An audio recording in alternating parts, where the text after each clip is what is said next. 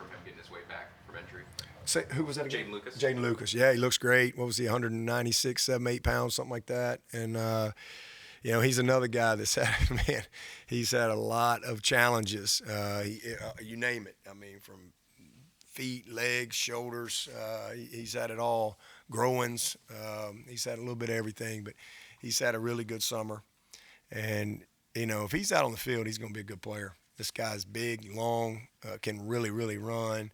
I think he's more confident than he's ever been. Obviously, he's got some experience to draw on now. And, so it's a big year for him. And hopefully he'll be able to have a complete year. I'm excited about that corner room. Same thing I said about K. Rich. Man, Mike's done an awesome job putting that room together. We've got some really unique talent at that position, and some guys that can do some multiple things. So it's a very good group. Y'all they look the part. But J. Lou and Avion and Shelton, they're kind of the leaders, I guess, of the group. Even though Jaden really's missed a lot of time, but he's been around here and he knows what it looks like. And Avion and Shelton are, they're coming off a lot of experience last year, kind of thrown in the fire, and now going in this year, they really know what they have to do to get themselves ready to go. So good group. We'll get Strozier back. He looks great. He's a different-looking dude. Gibson, I can't wait to see Corey and Gibson out there on the field. Hadn't had a chance to see him yet. We got Ashton in here, he's a very unique player, very unique athlete. So we've got a nice mix of guys. Gonna be a ton of competition at that position and some depth. And again, with the type of season that you have ahead, hopefully playing deep into January, you better have some depth. I guess on the offensive line, how much do you feel like there is a competition of all those spots other than just center, where you have to identify? No, competition all across the board. I'd say Blake Miller has really solidified himself. I think he's a guy we don't really worry about.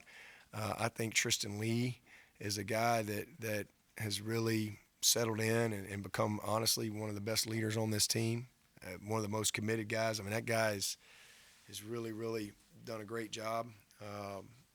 Marcus, Marcus is a guy that can play multiple positions. That's the other thing I'd say. We've got about 5 guys that can really play multiple positions. That gives us some flexibility if a guy rolls an ankle that we can move to get your best people on the field. So we've got some flexibility, more so than we've had, especially at tackle. So I do like that going into camp. But obviously Walker, we all know what he can do, but we got to get him out there and he's got to go do it, right? So I hadn't seen him in a long time, and but we're cautiously optimistic. Sadler is as good a player as we have. So where does he? He can play guard, he can play tackle. So we got a lot of competition. Harris, Trent's had his best summer. Really, really proud of him and what he did in that weight room. So there's competition everywhere. You got 7 guys that have run out there and started for the Tigers and know what that feels like, and then an 8th guy right now that's penciled in there.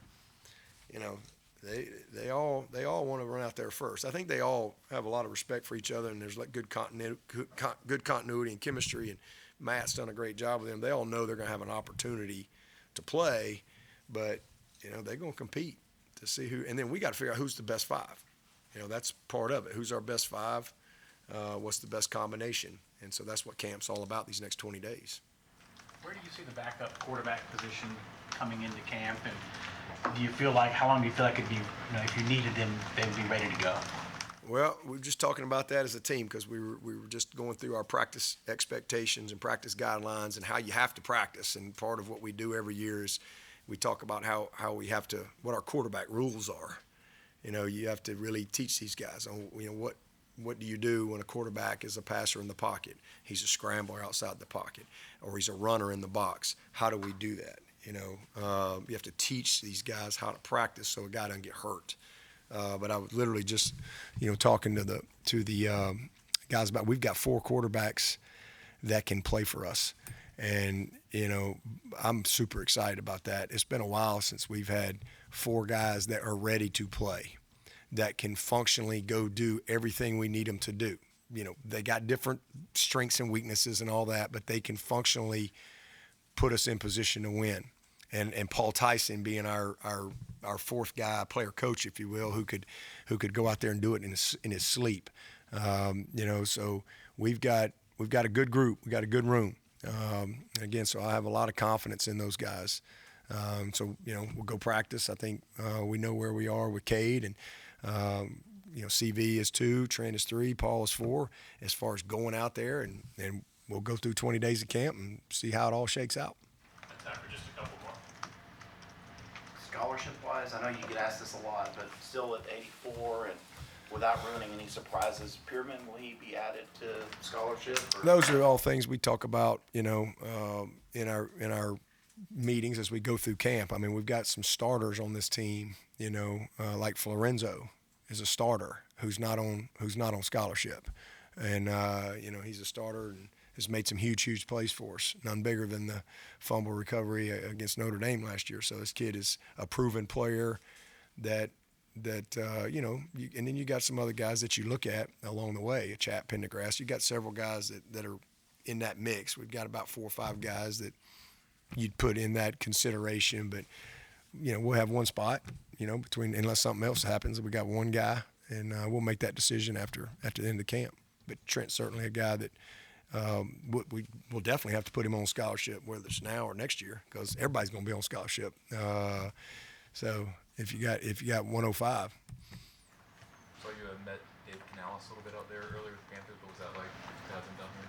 You saw that? Oh no, the Panthers tweeted it. Oh, You and Dave got Canales. tweeted. I was about to say, where were you in, like, the building? It's all online. Yeah, okay. Yeah, that's the first time I met him. Really sharp guy. Very impressed with him. It was fun to watch those guys bounce around a little bit. Got to see Clowney out there. Had a little fun with him. Finally got him to Clemson. I dog it. Finally got him here practicing in the indoor.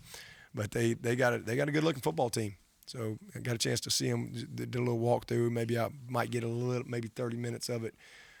Maybe tonight, but excited for, you know, what they're trying to do and all that stuff. And then for Mike Reed as well, you know, he's a part of that initial team here playing in the Valley 30 years ago. So pretty cool. So yeah, it was good to meet Coach Canales. I mean, again, very good background. It was fun to just talk through his track, his background, who he's been around. Obviously was with Coach Carroll for about 13 years out there at Seattle. And Coach Carroll's son's actually on his staff now as well. So I think he's the passing game coordinator. When analyzing the kicking battle, is there something you need to see in practice for you to feel confident in naming a starter? Go through the pipes, baby. Just put them through the pipes. There ain't much subjectivity to that position, you know. So we're just looking for confidence and consistency. That's really the main thing. So I think we're gonna have good competition there at field goal for sure. I'm excited to see Jack, and hopefully we can have good competition at punter as well. I think we all know what we got in Aiden. I mean, here's a 6-year guy that's proven, he's confident, he's consistent.